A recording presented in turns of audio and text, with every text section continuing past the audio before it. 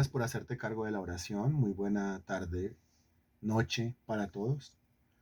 ¿Cómo están? ¿Cómo se encuentran? Bienvenidos. Bueno, después de colocar este tiempo en las manos de Dios, para que sea Dios dirigiendo, para que sea Dios hablando, y echando una repasadita escatológica, una miradita profética a la Biblia, pues llegamos nosotros a unas conclusiones bien especiales. Estaba yo revisando lo que son los acontecimientos proféticos más importantes aún no cumplidos, según la Biblia. Pues la cantidad de profecías, que son cientos de profecías, si usted las revisa en la Biblia, pues la mayoría de todas esas profecías ya se han cumplido. Es una cosa impresionante, ¿no? A propósito, el cumplimiento de las palabras de la Biblia, que es el cumplimiento de las profecías de la Biblia, es una de las pruebas o uno de los argumentos que uno presenta a favor de la credibilidad de la Biblia, a favor de la inspiración de la Biblia por parte del Espíritu Santo. Los escépticos dicen que la Biblia es un libro escrito por hombres, entonces hay varios argumentos que uno siempre presenta, que uno siempre expone para negar eh, ese escepticismo, y uno de ellos es, pero si la Biblia fue escrita por hombres, dígame cómo lo que está ahí escrito ha tenido un cumplimiento tan exacto y tan perfecto a lo largo de los siglos, a lo largo de los milenios, ¿no? Y la mayoría de esas profecías pues se han cumplido a cabalidad, pero hay unos eventos proféticos que aún no se han cumplido. Y podríamos hablar de un aproximado de unas 20 profecías, de las cientos de profecías que ya se han cumplido. Hay al menos unas 20 aproximadamente que todavía no se han cumplido, ¿no? Y haciendo como una lista cronológica de el tiempo del cumplimiento de esas profecías, nos encontramos nosotros con que la número uno de eso que todavía no se ha cumplido, es el arrebatamiento de la iglesia. O sea que si nosotros armamos una lista que podría llamarse los 20 acontecimientos proféticos más importantes aún no cumplidos, el primero de esos 20 acontecimientos proféticos importantes aún no cumplidos sería el arrebatamiento de la iglesia. O sea que lo que sigue en el cumplimiento de la profecía de la Sagrada Escritura es el arrebatamiento de la iglesia. Lo que sigue en el orden de manifestación profética es el arrebatamiento de la iglesia. ¿Cómo le parece? Eso es lo que sigue. Eso es lo que está a las puertas. Y si eso es lo que sigue, de eso tenemos que hablar. ¿Cómo le parece? Le estoy preguntando. Y si eso es lo que sigue, pues no solamente tenemos que hablar de eso, sino que eso tiene que estar claro en la cabeza. Lastimosamente nosotros, los cristianos, casi no hablamos de eso. Desde los altares casi no se predica de eso. A los cristianos como que les es indiferente el tema, como que no les importa tanto, porque como andamos es en el diario vivir, en el sobrevivir diario. Entonces como que el tema del arrebatamiento como que no importa mucho, pero eso es exactamente lo mismo que pasaba, por ejemplo, cuando estaba a punto de cumplirse la promesa de la primera venida de Cristo, la encarnación de Cristo, y a la gente no le importó. ¿Por qué no le importó? Porque todo el mundo andaba como en su cuento. Por eso cuando Cristo se encarnó, tuvo que nacer en un pesebre porque a nadie le importaba, nadie andaba pendiente de esa promesa. Eso es sumamente terrible, ¿no? Yo debo tener una mente escatológica, definitivamente. Es decir, estar a la expectativa, estar lleno del conocimiento de lo que escatológicamente la Biblia me dice, de lo que escatológicamente la Biblia me habla. La escatología es una materia obligatoria y es un conocimiento obligatorio, ¿sí? Para cualquier cristiano. Cuando usted a un cristiano le habla de escatología, el cristiano no sabe qué es eso. Cuando usted al cristiano le habla del futuro, el cristiano no sabe qué es eso. Cuando usted al cristiano le habla de lo apocalíptico, dice que le da miedo. porque no sabe qué es eso. A uno le da miedo lo que uno no sabe, lo que uno no conoce, lo que uno no ha experimentado. Pero yo encuentro desde la primera profecía cumplida ya en Génesis, pasando por las cientos que ya se han cumplido, encuentro un cumplimiento perfecto. Y que revisemos la Biblia y de todas esas cientos de profecías no queden por cumplirse sino 20. Eso es muy diciente. Que de todas esa cantidad de profecías, cientos de profecías, no queden por cumplirse sino 20, y la número 1 de esas 20 sea el arrebatamiento de la iglesia, que es la que sigue cronológicamente hablando, pues eso es una cosa espectacular por donde usted lo mire. ¿O no es espectacular por donde usted lo mire? Ahora, si ya se han cumplido las cientos de profecías anteriormente dichas, y reitero, ya cumplidas, ¿pues usted cree que dejarán de cumplirse las últimas 20 que faltan? Yo agarro ese libro, que es la Biblia, ¿no? ¿Cuántas profecías? Cientos. ¿Cuántas se han cumplido? Cientos. ¿Cuántas quedan por cumplirse? ¿Cientos? No. Quedan por cumplirse 20 solamente. Y en la cronología, la primera es el arrebatamiento de la iglesia, o sea, la que sigue. Si ya se han cumplido las cientos de profecías anteriores, pues estas 20, obvio que se van a cumplir. Y la número 1, no se puede cumplir la 2 si no se ha cumplido la 1. ¿Sí? Y la número 1, de cierto, está a las puertas de cumplirse. Eso cuando se habla del arrebatamiento de la iglesia, y algunos dicen, que la Biblia no habla de arrebatamiento, que en ninguna parte aparece la palabra arrebatar, y que la doctrina del arrebatamiento no está claramente expuesta en la Biblia. Pues qué ignorancia, qué necedad. Por eso ya pasamos, ¿se acuerda? Hace 15 días estábamos hablando nosotros de eso, y estábamos demostrando que el arrebatamiento sí existe, y de que sí se habla de él en la Biblia, y leí los versículos que lo demuestran. Ahora, hace 8 días hablamos acerca de una postura necia, porque habla del arrebatamiento parcial, que enseña que unos serán arrebatados antes de la tribulación y otros en algún momento durante la tribulación y otros por allá terminando la tribulación, o sea, como por partes, por etapas o por puchos. Pues eso también lo desmentimos a la luz de la Sagrada Escritura, porque el arrebatamiento no es parcial, el arrebatamiento es total. El Señor viene por la totalidad de su cuerpo, no por algunos miembros de su cuerpo, por la totalidad. Y el que se quedó, se quedó. Pero ¿cómo se va a quedar si era hijo de Dios? No es que no era hijo de Dios, por eso se quedó. Pero ¿cómo se va a quedar si era creyente? No es que no era creyente, por eso se quedó. ¿Cómo se va a quedar si era cristiano? No, es que no era cristiano, por eso se quedó. ¿Cómo me va a decir usted que no era cristiano si estaba en la iglesia? El hecho de que vaya los domingos a una iglesia no significa que sea cristiano, ni que sea creyente, ni que sea hijo de Dios.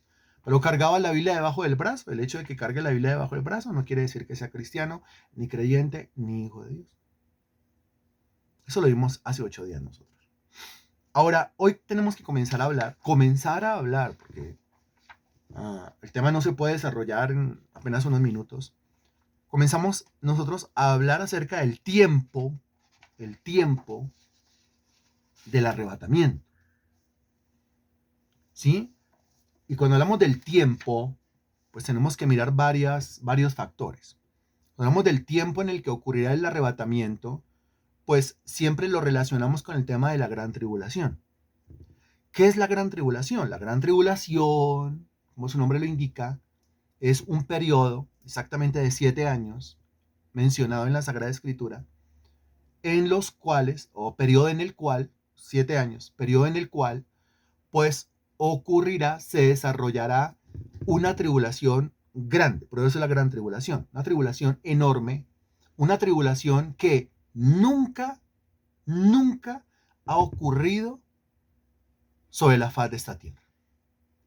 O sea, este planeta ha tenido tribulaciones y tribulaciones y tribulaciones y guerras y enfermedades y pestes y mortandades y una cantidad de situaciones. Pero nunca jamás una tribulación tal cual se menciona en la Sagrada Escritura. Es como si usted trajera toda la calamidad, toda la guerra, toda la peste, toda el hambre, toda la mortandad, todo lo malo, todo lo perverso, todo lo violento, todo lo depravado, y lo juntara en un periodo de 7 años. En términos de juicio, durante la gran tribulación se van a desatar al menos unos 21 juicios sobre la tierra, del cielo a la tierra, que son los 7 sellos, que son las 7 trompetas y que son las 7 copas, 7, 14 y 21. La persona que diga, no, pero la tierra siempre ha estado llena de tribulación y llena de problemas, el Señor Jesucristo dijo claramente que la tribulación que vendría sobre el planeta durante estos 7 años que estoy mencionando, nunca, jamás la ha experimentado la raza humana. Por la cantidad de juicios, todos juntos, uno detrás de otro, casi que uno encima del otro, son juicios tan sucesivos, son juicios tan rápidos, el uno detrás del otro, que no se recupera nadie del primero cuando ya está sufriendo el segundo. Es un tiempo de angustia, dice la Escritura. Es un tiempo de lloro, dice la Escritura. Es un tiempo de gran tribulación. De gran tribulación. Entonces, cuando hablamos del tiempo del arrebatamiento, siempre lo relacionamos con el tema de la gran tribulación. Y entonces, a ver, unos dicen, no, el arrebatamiento ocurrirá antes de que comiencen los 7 años de la gran tribulación. Y otros dicen, no, el arrebatamiento ocurrirá a la mitad de la gran tribulación, o sea, a los 3 años y 6 meses. Y otros dicen, no, el arrebatamiento ocurrirá al final de la gran tribulación. Ahora, si el arrebatamiento ocurre antes de que comience la gran tribulación, quiere decir que los que se van en el arrebatamiento no sufren la gran tribulación. Si el arrebatamiento ocurre a la mitad de la gran tribulación, lo que quiere decir es que los que son arrebatados sufren la mitad de los juicios, la mitad del sufrimiento. Y si el arrebatamiento ocurre al final de la gran tribulación, pues quiere decir que los que son arrebatados tienen que comerse todita la gran tribulación, ¿no? Y yo sé que si yo comienzo a preguntar, pues más de uno va a apelar, porque no, la iglesia tiene que ser sacada de aquí antes de que comience la gran tribulación. Eso es fácil decirlo, pero argumentelo con la Biblia. O sea, regálenos la lista de los versículos que lo argumentan, que lo demuestran, porque no es solamente decirlo. Si yo voy a hablar con un escéptico, y no solamente con un escéptico, si yo voy a hablar con usted y yo le digo a usted, el arrebatamiento ocurre antes de la gran tribulación, pues usted me va a decir, regáleme una cita bíblica. Si yo no la conozco, no tengo cómo demostrarle. Pero no solamente hay quienes enseñan que el arrebatamiento ocurre antes de la gran tribulación, también hay quienes enseñan que el arrebatamiento ocurre a la mitad de la gran tribulación. Y son cristianos los que enseñan que el arrebatamiento ocurre a la mitad de la gran tribulación, y son cristianos los que enseñan que el arrebatamiento ocurre al final de la gran tribulación. Se escucha a cristianos decir, a la mitad de la gran tribulación el Señor nos va a sacar, saca a la iglesia de acá. Y otros dicen, es al final de la gran tribulación, al final de la gran tribulación, que el Señor nos va a sacar de acá. O sea, tenemos nosotros que pasar por la gran tribulación. Y otros dicen que ya estamos viviendo la gran tribulación. Así o más perdidos. Así o más perdidos, ¿no? Como el cristiano, yo conozco a cristianos creyentes que andan con la Biblia debajo del brazo diciendo que el anticristo, que es el hombre de pecado, que está por manifestarse, es el Papa. Así o más perdidos. Y yo encuentro a cristianos que dicen que la Babilonia, la madre de todas las rameras, es la Iglesia Católica. Así o más perdidos. O sea, lo que hace la ignorancia realmente atrevida. Yo tengo que ir revisando esto y tengo que irlo revisando despacio, de manera muy meticulosa para que todo el mundo entienda. Si usted ya tiene algo de conocimiento de esto, yo lo felicito. Hoy usted va a aclarar unas cosas, va a comenzar a aclararlas. Y si no tiene nada de conocimiento de esto, bueno, entonces prepárese, va a tratar de ir lo más despacioso y claro que yo pueda para que quede claro el tema en todo el mundo. Bueno, vamos a comenzar a revisar algunos textos. Primero, Mateo capítulo 3, versículo 7. Abra su Biblia ahí, por favor. Mateo capítulo 3, versículo 7.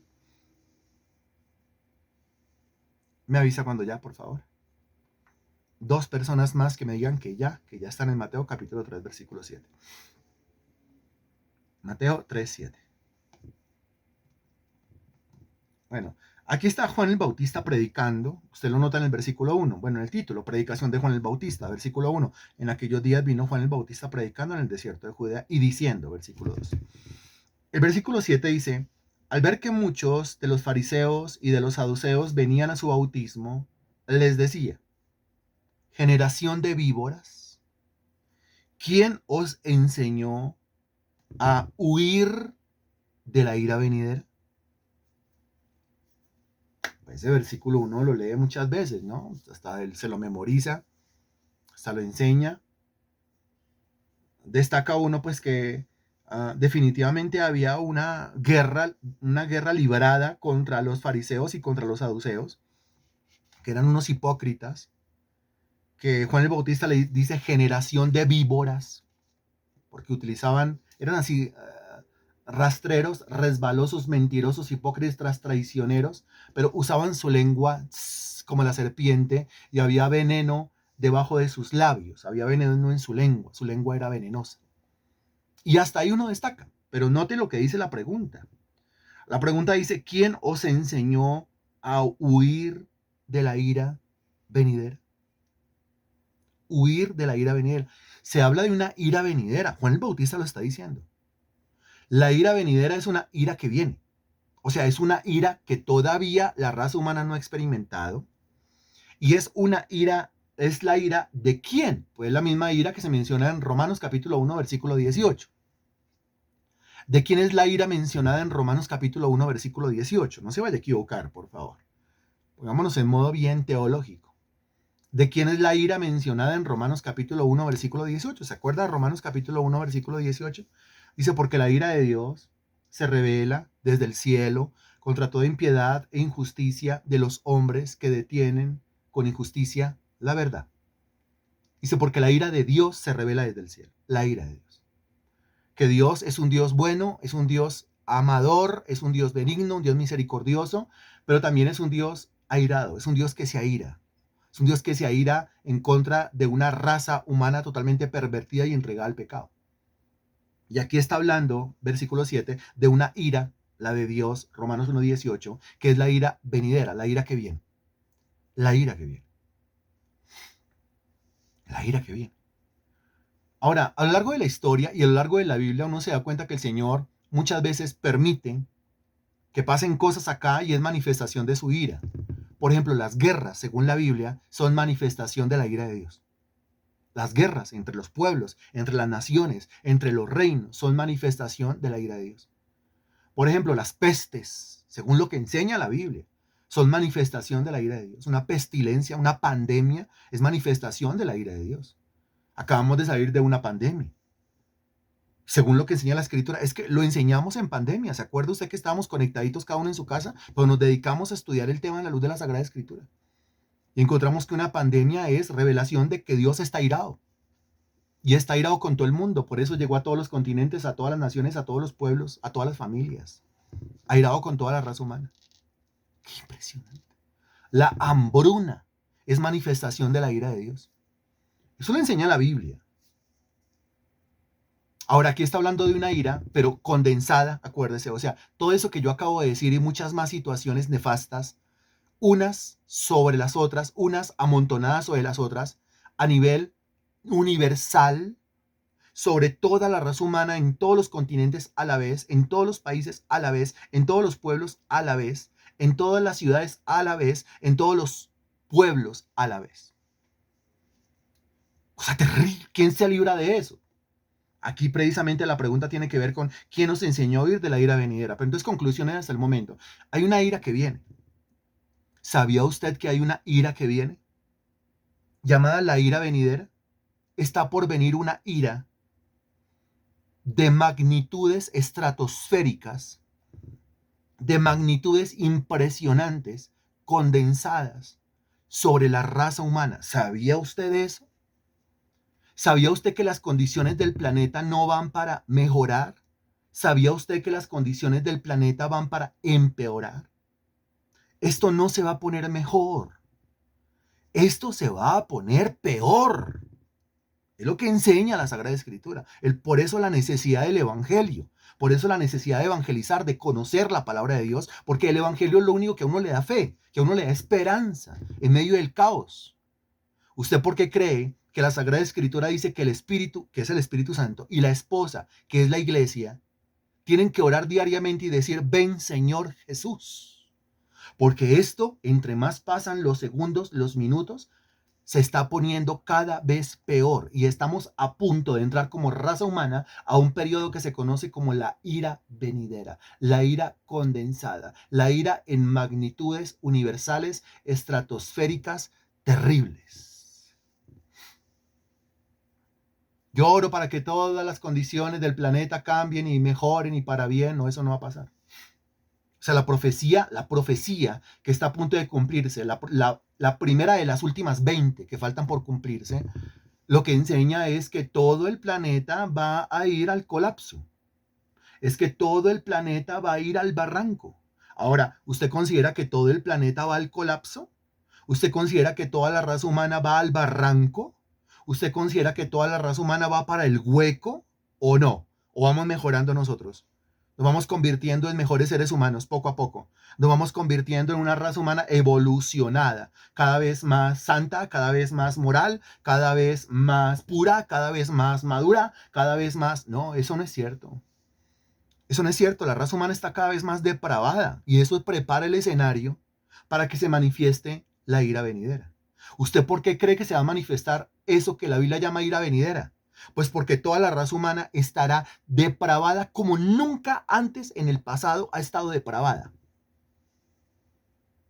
Como nunca antes en el pasado ha estado depravada. Ahora, ¿qué es lo que usted encuentra cuando revisa las noticias, cuando lee las redes sociales, cuando escucha la radio o sencillamente cuando usted sale ahí por la calle? ¿Con qué se encuentra? ¿Depravación? ¿Con qué se encuentra? ¿Con que las cosas van muy bien? No. Aún los países más desarrollados están colapsando. Y si los países más desarrollados están colapsando, ¿cómo serán los países del tercer mundo? ¿Cómo serán los países menos desarrollados, donde abunda la corrupción, donde abunda la mentira? Donde parecemos ya un Sodoma y un Gomorra. Acuérdense que la Sagrada Escritura dice que los días previos a todo esto que estamos nosotros enseñando serán semejantes a los días de Noé, en donde dice que la maldad de los hombres aumentó, semejante a los días de Lot, o sea, se refiere a Sodoma y a Gomorra. Seremos semejantes a un Sodoma y a un Gomorra. Y si somos semejantes a un Sodoma y a Gomorra, quiere decir que está por manifestarse fuego y azufre del cielo. Ahora, Sodoma y Gomorra estaba en el libro de Génesis localizado en un lugar, la llanura de Sodoma y Gomorra, cerca al mar muerto. Ahora, Sodoma y Gomorra está regado por todo el planeta, o el planeta no es un Sodoma y Gomorra, dígame. ¿Acaso usted no encuentra un Sodoma y Gomorra en los 5 continentes? ¿No encuentra un Sodoma y Gomorra en todos los países, en todos los pueblos, en todas las ciudades? ¿No encuentra un Sodoma y Gomorra? ¿Somos o no somos un Sodoma y Gomorra? Y si hablamos nosotros de los días de Noé, que fueron los días en donde vino el diluvio, acuérdense que el diluvio fue universal, o sea que eso es una metáfora, sencillamente, porque si el diluvio fue universal, pues es una metáfora de algo que en el futuro también sería universal y se derramaría sobre toda la raza humana por la multiplicación de la maldad de los hombres. Eso se conoce como la ira venidera. Es la ira venidera. Ahora, la pregunta de Juan el Bautista dice, ¿quién os enseñó a huir de la ira venidera? Huir. La buena noticia es que de esa ira venidera, mire la pregunta, de esa ira venidera uno puede huir. ¿Cómo le parece la noticia? De esa ira venidera uno se puede escapar. ¿Cómo le parece? La buena noticia es que uno puede evadir esa ira venidera. Dígame, ¿cómo le parece? La pregunta es para todos, ¿no? No creo que esté entretenido en este momento con otras cosas, hablando cosas tan serísimas como las que estamos hablando, cosas tan importantes como las que estamos diciendo. ¿Cómo le parece? Se puede huir. se puede escapar, puede usted evadir la ira venidera. Ahora, la pregunta que surge es, hágala. La pregunta que surge espontáneamente es, hágala. ¿Cuál sería la pregunta que surge espontáneamente? La pregunta que es, eso, ¿cómo? ¿Cómo me escapo? Y ahí dice, ¿quién nos enseñó? Ahí está la respuesta. ¿Quién nos enseñó? ¿Cómo me escapo de la ira venidera? ¿Cómo huyo de la ira venidera? ¿Cómo evado la ira venidera? Bueno, ahí está la respuesta. La respuesta es, tengo que, porque dice, ¿quién nos enseñó? O sea, tengo que, ahí tiene la respuesta, respóndalo usted. Juan el Bautista dice, ¿quién nos enseñó? Ah, entonces ahí está la clave. Entonces yo tengo que, excelente, muy bien, yo tengo que aprender. Ahí dice, ¿quién nos enseñó? Yo tengo que aprender. Aprender cómo me escapo de la ira venidera.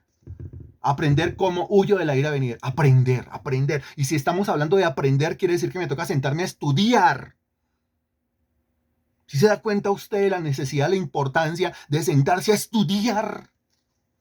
Pero es que uno más repite que no, es que hoy no me puedo conectar porque es que y mañana tampoco porque es que, ay, estoy atrasadito en las clases, pero yo me adelanto. Ay, lo que pasa es que llegué. Ay, lo que pasa. Y excusas y excusas y excusas. Y entre menos yo me siente y entre menos yo aprenda, ¿sí? Pues menos yo sabré cómo huir de la ira venidera. Ahora también el texto dice, ¿quién nos enseñó? O sea que yo tengo que sentarme a aprender, pero alguien tiene que disponerse a enseñarme. Si alguien se dispone a enseñarme es porque se sabe cómo huir de la ira venidera, porque ese ya encontró cómo huir de la ira venidera. Ese ya tomó los medios y usó las herramientas para escaparse de la ira venidera. Ahora, por la misericordia de Dios, Dios lo usa para enseñarme a mí cómo escaparme de la ira venidera. Yo aprendo cómo escaparme de la ira venidera y me escapo de la ira venidera. ¿A quién le está quedando claro lo que está diciendo esa pregunta? A ver si hay claridad en eso. A ver si hay claridad en eso. Muy bien, muy bien. Eso quiere decir que, eso quiere decir que, ¿se puede uno escapar de la ira venidera? ¿Qué cree? Los fariseos y los saduceos estaban convencidos de que a ellos no les iba a tocar. Juan el Bautista les dice generación de víboras. O sea, ustedes creen que no les va a tocar. Ustedes es a los primeros a los que les va a tocar. O es que ya saben cómo huir de la ira venidera. O es que ya aprendieron cómo huir de la ira venidera. ¿Quién les enseñó a huir de la ira venidera? O sea, que está clarísimo en esa pregunta que sí se puede huir de la ira venidera. Y si se puede huir de la ira venidera, huir, escapar, pues uno se escapa a través de lo que estamos aprendiendo en estas últimas lecciones, que es el arrebatamiento. El arrebatamiento. Es la única manera de escaparse. Ahora, ¿qué debo hacer yo para ser arrebatado? Pues yo creo que eso ya se sobreentiende, ¿no es cierto? Marcos capítulo 1, versículo 15 dice, arrepentidos y creed en el evangelio, que eso demanda un estudio pues muy profundo porque todo el mundo le va a decir a uno, yo me arrepentí y yo creo. No, el arrepentimiento es una cosa, a ver, que hay que entenderla muy bien. Al menos hay 7 cualidades o características de un genuino arrepentimiento. Y cuando hablamos de la fe, pues estamos hablando de lo mismo. O sea, no le crea a todo aquel que le diga ya me arrepentí, no le crea que se haya arrepentido. Y a todo aquel que le diga yo creo, no le crea que crea. No le crea que cree. Porque hasta los demonios creen y tiemblan. Los fariseos y los saduceos decían que se habían arrepentido y los fariseos y los saduceos decían que eran creyentes. Juan el Bautista les dijo generación de víboras. Mentirosos, hipócritas. Qué terrible. ¿Cómo se escapa alguien de la ira venidera? Se escapa siendo arrebatado. El Señor viene por su iglesia, por los creyentes, por los cristianos, por sus hijos, por su pueblo, por los que son suyos. Yo tengo que ser de Cristo.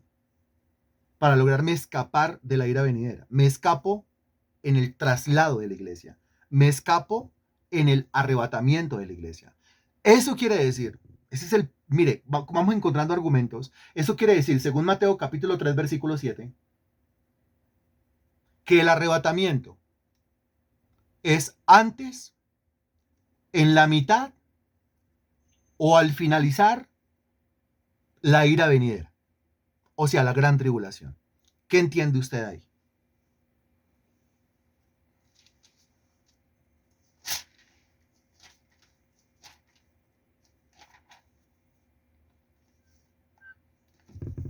Antes, muy bien. Hola Vivian, ¿cómo estás? Qué alegría escuchar. Has estado muy juiciosa, yo te felicito. Bien, argumento que se va a repetir en el Evangelio según San Lucas capítulo 3, versículo 7. O sea, no solamente lo dice un evangelio, lo dicen dos evangelios. Lucas capítulo 3, versículo 7. Búsquelo, por favor. Búsquelo, por favor.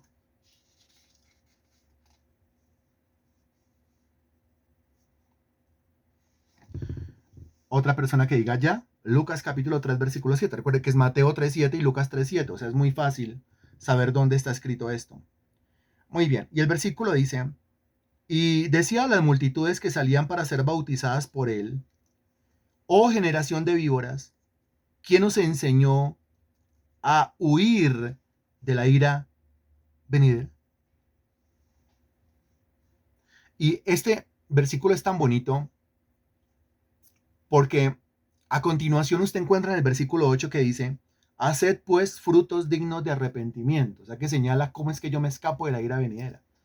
Por medio del arrepentimiento. Dejando de ser una víbora. Dejando de ser un pecador. Entregándole la vida a Jesucristo. Convirtiéndose realmente a Jesucristo. Porque es que Jesucristo viene por los suyos. ¿Quiénes serán arrebatados? Los de Él. Los que son propiedad de Él. Los que le han entregado la vida a Él.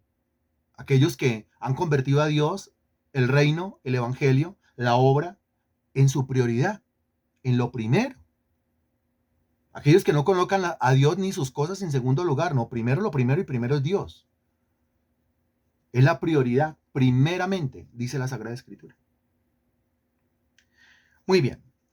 También usted lo encuentra, porque no solamente Juan el Bautista lo dijo, sino que el Señor Jesucristo, el Señor Espíritu Santo, a través del apóstol Pablo, también lo había dicho. Primera de Tesalonicenses, capítulo 1, versículo 10. Búsquelo, por favor. Primera de Tesalonicenses, capítulo 1, versículo 10.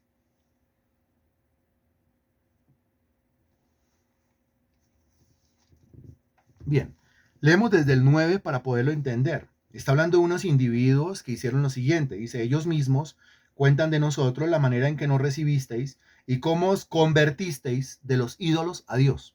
O sea, era gente que estaba en la idolatría y abandonó la idolatría y se convirtió a Dios. ¿Sí? Era gente que estaba adorando dioses falsos, abandonaron a los dioses falsos y se convirtieron a Dios, solamente adoran a Dios. O sea, son verdaderos convertidos para servir al Dios vivo y verdadero, ¿no? Son servidores, son convertidos, la palabra convertisteis aparece ahí, son convertidos, y aparte, para servir al Dios vivo y verdadero, son servidores. Es que si yo me he convertido, yo estoy sirviendo. ¿Cómo hago yo para saber si me he convertido o no me he convertido a Jesucristo? Pues porque le está sirviendo. Está haciendo algo para el reino de Dios.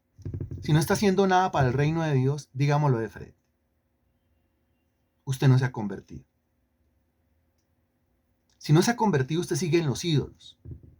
Si no se ha convertido, sigue en el paganismo. Si no se ha convertido, sigue en la impiedad. Eso es lo que dicen los versículos. Yo me tengo que convertir de los ídolos al Dios vivo, pero si estoy convertido al Dios vivo, pues yo le estoy sirviendo al Dios vivo.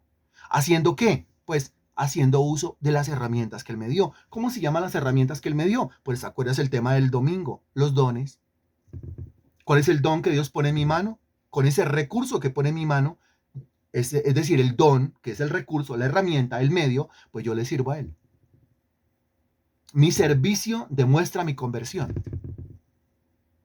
Conversión sin servicio es una mentira. ¿Cómo le parece esto? La pregunta es para todos. Conversión sin servicio es una mentira. El servicio corrobora, demuestra, manifiesta la conversión del individuo.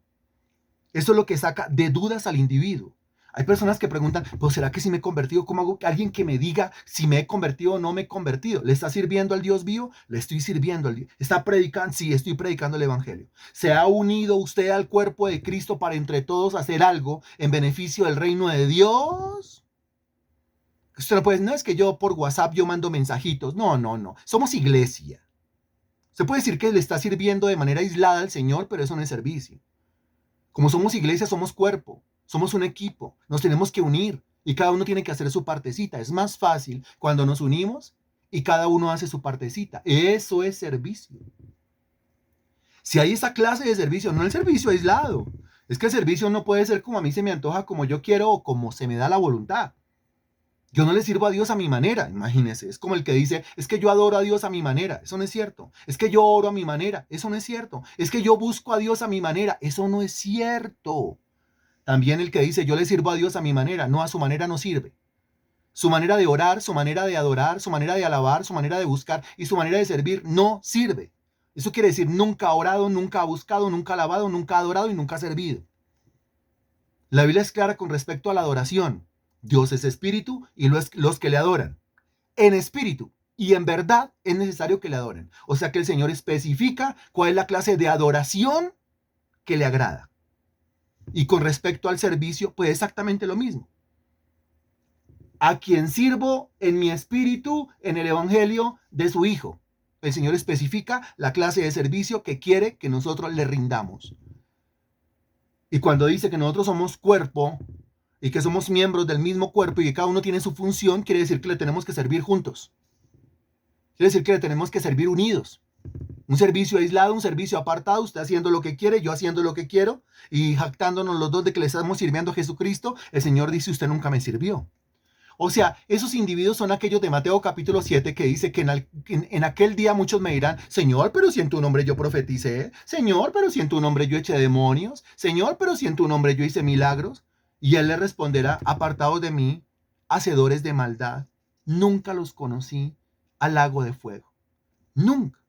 Individuos aislados, apartados del cuerpo, nunca unidos a la congregación, nunca unidos a la iglesia, siempre haciendo lo que les daba la voluntad y creyendo que eso era servicio válido a los ojos de Jesucristo. No es cierto. Saque eso de la cabeza. No es cierto. Yo le tengo que servir a Jesucristo como Él me dice que yo le tengo que servir. Mirad cuán bueno y cuán delicioso es habitar los hermanos juntos en armonía. Y dice la Escritura, no dejando de congregarnos como algunos tienen por costumbre. Es que algunos ni se congregan y dicen que le sirven. ¿Usted cree que eso es servicio? Ni se congrega. ¿Cómo se llena de Dios? ¿Cómo se llena de la palabra? No sabe lo que es la comunión entre los hermanos. Se quedó sentadote dependiendo únicamente, ¿sí?, del recurso que tiene por ahí a la mano en los libros que rumea. Pero no, hay que llenarse de Dios y hay que hacer una obra de peso. Esa obra de peso es, según los estándares, según las directrices que el mismo Señor da en la Sagrada Escritura. Estos se convirtieron y sirvieron, o sea, verdaderos convertidos. Se convirtieron porque dejaron los ídolos falsos y ahora comenzaron a servirle al Dios vivo y verdadero. Ahora, como eso pasó con ellos, porque se convirtieron y sirvieron, versículo 10, y esperar de los cielos, qué impresionante. Aquí aparece otro término.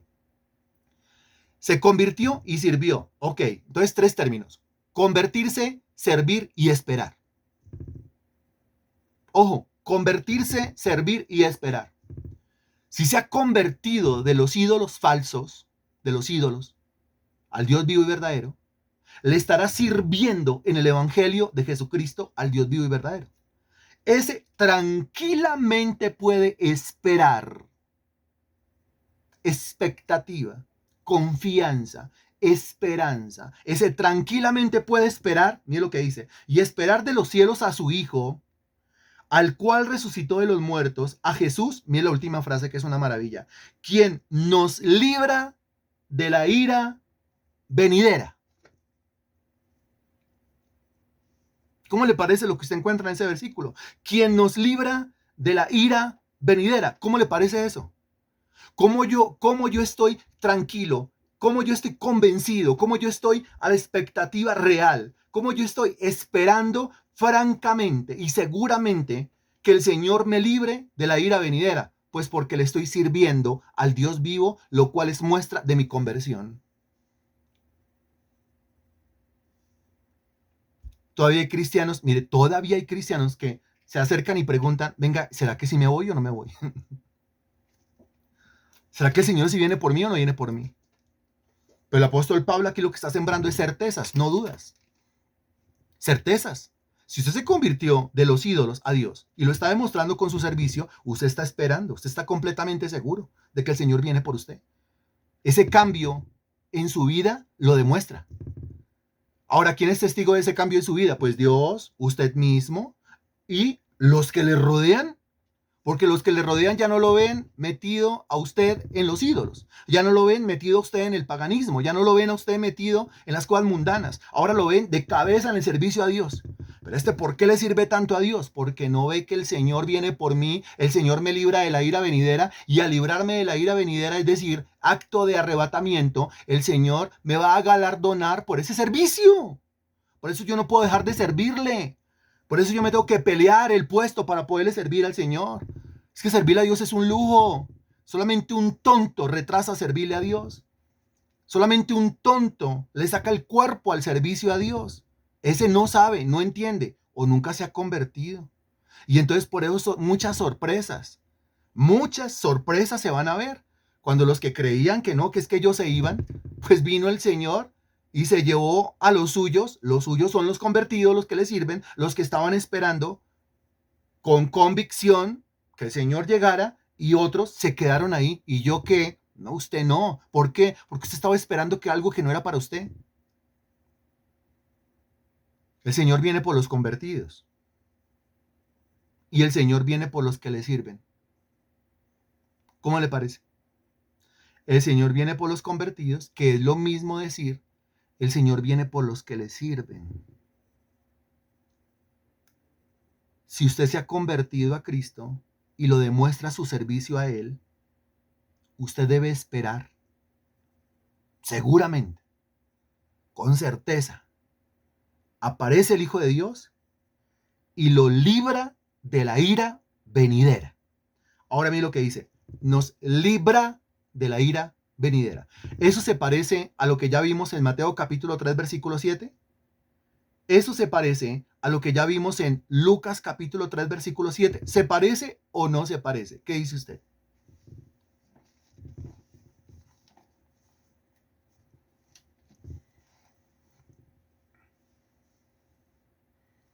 Sí se parece. ¿Es lo mismo o no es lo mismo? Es lo mismo. ¿Está hablando exactamente del mismo suceso? Sí, señor. Y cuando dice, nos libra de la ira venidera, otra vez hablemos del tiempo del arrebatamiento de la iglesia relacionado con la gran tribulación. Eso quiere decir, según 1 Tesalonicenses, capítulo 1, versículo 10, parte final, que el arrebatamiento de la iglesia ocurre antes de la ira venidera, a la mitad de la ira venidera o al final de la ira venidera. Antes de la gran tribulación, a la mitad de la gran tribulación o al final de la gran tribulación. Responda, por favor, yo le estoy dando los versículos, usted lo lee, saca conclusiones y afirma convicciones.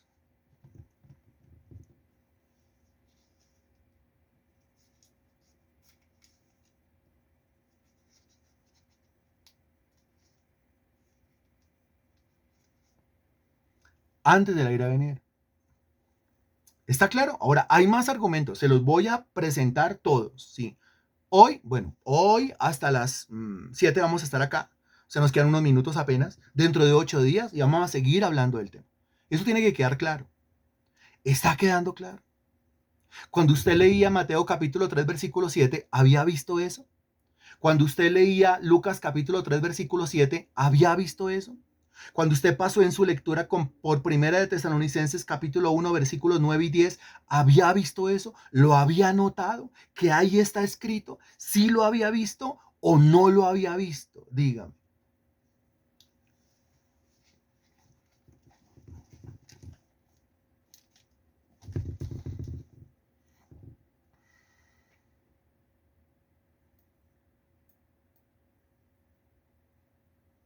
¿Se cuenta usted que todos los argumentos se encuentran ahí? Qué impresionante. El arrebatamiento ocurrirá antes de la gran tribulación. Mateo 3:7, Lucas 3:7, 1 Tesalonicenses capítulo 1, versículos 9 y 10. Marta Podea dice, sí lo había visto, pero no lo había entendido. Gracias, Marta. Muy bien. Uno piensa que todo estaba entendido en su contexto. Dese cuenta. Y uno queda con generación de víbora, le decía Juan el Bautista, fariseo y saduceo. Sí, pero ¿y lo otro qué? ¿Qué lo otro? ¿Quién nos enseñó a oír de la ira venidera? Ah, esa parte no la tocábamos en la exposición. Y es la parte que tiene una aplicación a nosotros. Ahora, no solamente ahí. Apocalipsis, capítulo 3, versículo 10. O sea, esto es por todas partes que está escrito. Apocalipsis, capítulo 3, versículo 10.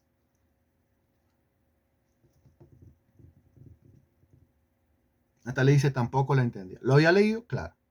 Muy seguramente resaltado, subrayado. ¿Entendido? No. Difícil.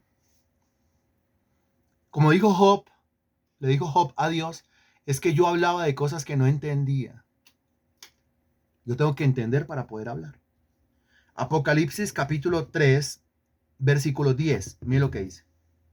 Por cuanto has guardado la palabra de mi paciencia, yo también te guardaré de la hora de la prueba que ha de venir sobre el mundo entero para probar a los que moran sobre la tierra. ¿Usted cree que con la descripción que se está dando en ese versículo se está hablando de la ira venidera? Se está hablando de la gran tribulación. Note la frase. La prueba que ha de venir sobre el mundo entero. No dice la hora de la prueba que ha de venir sobre un sector de este planeta, sobre un continente solamente, sobre un conjunto de naciones, sino la hora de la prueba que ha de venir sobre el mundo entero. Ahora una prueba que ha de venir al mismo tiempo una sobre otra, un juicio detrás del otro, sucesivamente, rápidamente, ágilmente, sobre el mundo entero para probar a los que moran sobre la tierra. O sea, esto es directamente sobre los que habitan el planeta. Está hablando de la ira venidera. Está hablando de la gran tribulación. Ahora aquí dice, yo te guardaré. ¿Y qué quiere decir? Que me guardará de esa prueba que debe venir sobre el mundo entero. Pues si dice me guardará, pues quiere decir que no pasaré, ¿cierto? Si dice me guardará, quiere decir que me librará. Si dice me guardará, quiere decir que me quitará de aquí antes de que la prueba venga sobre el mundo entero, sobre la humanidad entera. Entonces tienen no solamente Mateo capítulo 3 versículo 7, Lucas capítulo 3 versículo 7, Primera de Tesalonicenses capítulo 1 versículo 9 y 10, sino también Apocalipsis capítulo 3 versículo 10. Ahora, aquí dice claramente quiénes son los que son librados de la hora de la prueba. Porque dice, por cuanto has guardado la palabra de mi paciencia. Has guardado mi palabra. ¿Qué es guardar mi palabra? Has hecho mi palabra. O sea, obediencia. O sea, cambio. O sea, arrepentimiento. O sea, conversión. Muy bien, Natalia. O sea, servicio. Porque obediencia, es que hay que ser obediente a Dios. Muy bien. ¿Y qué es lo que el Señor le está exigiendo a su iglesia? Si la llama la sal del mundo, si la llama la luz del mundo y la sal de la tierra.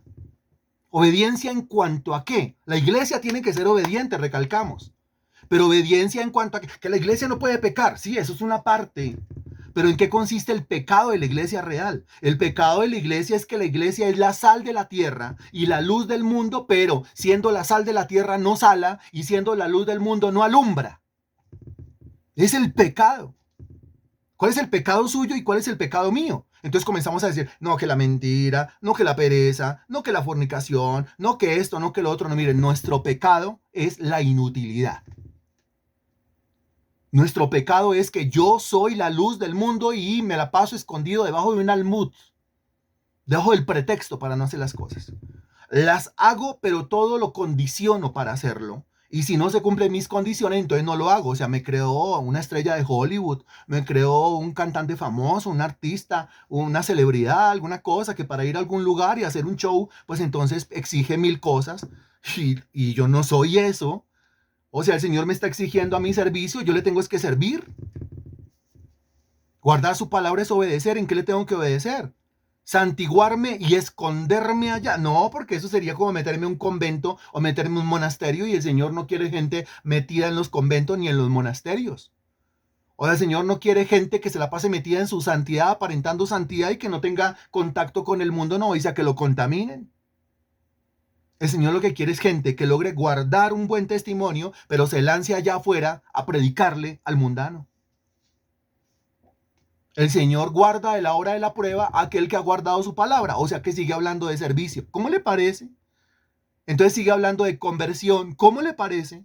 O Mateo 3.8 y Lucas 3.8. Haced pues frutos dignos de arrepentimiento. O sea, a los que se han arrepentido verdaderamente. ¿De qué? De los ídolos falsos. Y se han entregado al servicio del Dios vivo y verdadero. A ellos. Y si son niños, pues enséñale a los niños a servirle a Dios. Si son adolescentes, enséñale al adolescente a servirle a Dios. Porque es que el niño no es salvo por ser niño. El adolescente no es salvo por ser adolescente. Cada uno de nosotros debemos creer, arrepentirnos, convertirnos, servirle a Dios, guardar su palabra. Si nosotros le enseñamos a los niños y a los adolescentes que eso es una cosa individual, que una cosa es su relación con Dios, otra cosa es mi relación con Dios, aunque usted haya salido de mi vientre, hay que enseñarle. Aunque haya salido de mis entrañas, el hijo de mis entrañas, puede ser el hijo o la hija de mis entrañas, pero eso es individual. Si tiene usted algún hijo, alguna hija, dígaselo. Con todo el amor, pero dígaselo. Puedes haber salido de mis entrañas, puedes haber estado en mi vientre en caso de que sea la mamá, pero la salvación, la relación con Dios, la comunión, el arrepentimiento, la fe es una cosa individual. Y el que usted se vaya en el arrebatamiento o se quede del arrebatamiento también es una cosa individual. Usted no se va a ir gracias a que yo esté sirviendo, no. Usted no se va a ir gracias a que yo me he convertido, no. O sea, ninguno se va a ir por el mérito del otro, no. Cada uno tiene que hacer lo que le corresponde. Ninguno aquí gana indulgencias con avemarías ajenas. Eso está bueno, ¿no le parece? Eso está chévere, ¿no le parece? Muy bien. Muy bien. Si usted examina a Romanos capítulo 5, versículo 9, vamos a ver los últimos versículos y por hoy lo vamos a dejar hasta ahí. Hasta ahí, sí, dijimos que era de una hora, respetemos, usted se está conectando puntual, yo le felicito. Dijimos, vamos a suprimir los 5 minutos y usted está muy puntual. Entonces yo también quiero ser puntual. Si yo me paso un minutico, pues que la exposición como la corto ahí, pero tratemos de respetar el horario. Romanos capítulo 5, versículo 9. Mire lo que dice. Pues mucho más, estando ya justificados en su sangre, por él seremos salvos de la ira. Seremos salvos de la ira. Salvos de la ira. ¿Cuál ira? Póngale nombre a esa ira. Mateo 3.7, Lucas 3.7, Primera Tesalonicenses capítulo 1, versículo 10. ¿Cuál ira? ¿Cómo se llama esa ira? Colóquele nombre, por favor, que usted ya sabe el nombre. ¿Cuál ira? ¿Cuál ira? Excelente, señora Cecilia, muy bien. Eso se llama la ira, mire, es con base en Mateo 3.7, Lucas 3.7 y Primera Tesalonicenses capítulo 1, versículo 10, parte final. Se llama la ira venidera. Eso era lo que se tenía que responder. Se llama la ira venidera. Ahora sí le hago otra pregunta. ¿Qué es eso de la ira venidera? Entonces usted me responde con base en Apocalipsis 3.10. En Apocalipsis 3.10. Y usted dirá, la ira venidera se refiere a una prueba que ha de venir, complete, con base en Apocalipsis 3.10. Es una prueba que ha de venir sobre, responda por favor. Ahí vamos uniendo términos y mire cómo se aclara el panorama. Excelente, Natalia. Eso es una prueba que ha de venir sobre el mundo entero. Exacto, ahí dice. Eso es la ira. Romanos capítulo 5, versículo 9. La ira venidera, Mateo 3.7, Lucas 3.7, Primera Tesalonicenses capítulo 1, versículo 10. que es una prueba que debe venir sobre el mundo entero. Apocalipsis capítulo 3, versículo 10. Mire, cuando hay Biblia, cuando hay versículo, cuando hay manejo bíblico, usted lo entiende y lo entiende muy bien. Y aquí dice, estando ya justificados en su sangre. Está hablando de los justificados. Y recuerde que justificados pues por la fe tenemos paz para con Dios por medio de nuestro Señor Jesucristo. Dice Romanos capítulo 5, versículo 1. Y recuerde que el hombre es justificado por la fe sin las obras de la ley. Eso dice Romanos capítulo 3, versículo 28. De manera que si yo he depositado mi fe, mi confianza en el Señor Jesucristo, yo he sido justificado, declarado inocente. Si he sido declarado inocente, que se note en mi conversión. Mi conversión se nota entonces en mi servicio a Dios, en guardar su palabra, en obedecer, en ir a alumbrar, en ir a iluminar, en no sacarle el cuerpo al servicio. ¿Por qué le sirve al Señor? Porque me he convertido al Señor. Cuando uno se convierte, uno sirve. Cuando uno se convierte, uno rompe el pretexto. Cuando uno se convierte, por más que yo no quiera a Pepe, y yo uso el nombre de Pepe porque Pepe no se me va a ofender, y porque Pepe sabe que yo lo quiero. Entonces, cuando yo me he convertido, por más que yo no quiera a Pepe, por más que no me caiga bien Pepe, pero es que somos hermanos en Cristo. Entonces yo me uno a Pepe, aunque no me cae bien, pero yo me uno a Pepe, aunque no me gusta cómo habla, pero yo me uno a Pepe. ¿Sí? Aunque no me gusta que cuando hay que poner dos manos, él solamente pone una. pero me uno a Pepe para servirle a Dios. Porque el servicio a Dios es ante todo. Y ahí vamos limando asperezas. Así de sencillo. ¿Qué es que Freddy no me cae bien? Porque es que, ¿y eso qué tiene que ver con el servicio a Dios? O sea, tanto es el ego que no se puede unir a este hombre imperfecto en proceso de santificación. ¿Tanto es el ego? No, yo creo que tenemos que romper con eso. Ahí voy, ahí vamos todos. Y tenemos que unirnos. No puede andar usted por allá y yo por acá. Solamente culticos y diciendo amén, aleluya, amén, aleluya, amén, aleluya, amén. Y ya, ¿y dónde está el servicio? ¿Eso es servicio? No, eso no es servicio. Usted va a la iglesia para llenarse usted. ¿Y usted está llenando a alguien más? Eso es servicio, ir a llenar a alguien más. Ir a darle a alguien más. Aquí dice, estando ya justificados en su sangre, por él seremos salvos de la ira. Ahora, la frase, seremos salvos de la ira, indica que la ira se desata antes del arrebatamiento o después del arrebatamiento. Y le estoy haciendo la misma pregunta que le hice hace un rato, pero con el orden de los factores distinto. Otra vez, la ira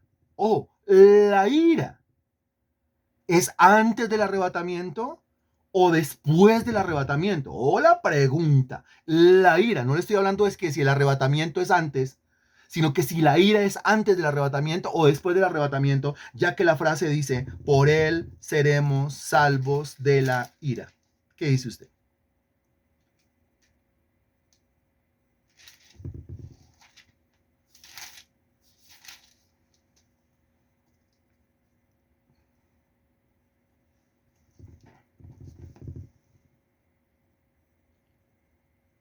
Muy bien. Entonces ¿la ira es qué?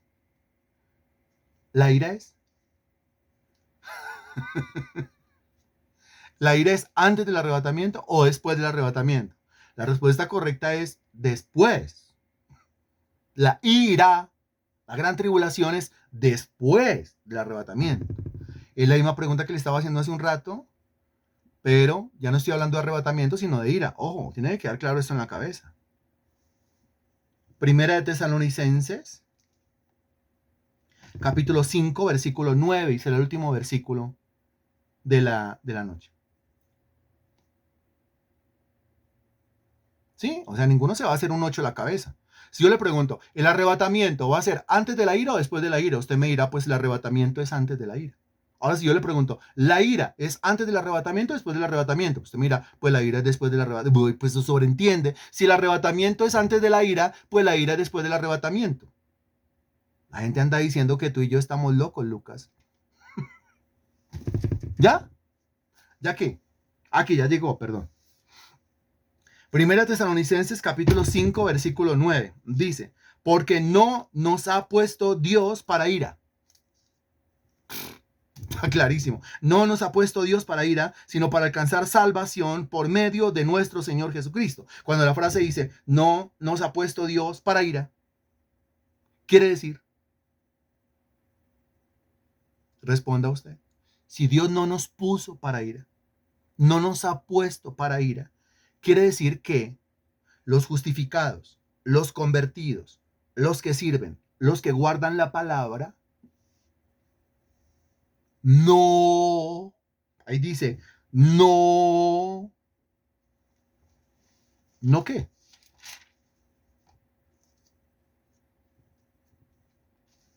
No estaremos en la ira venidera. A ver, ¿alguien más que lo diga? ¿Alguien más que lo responda?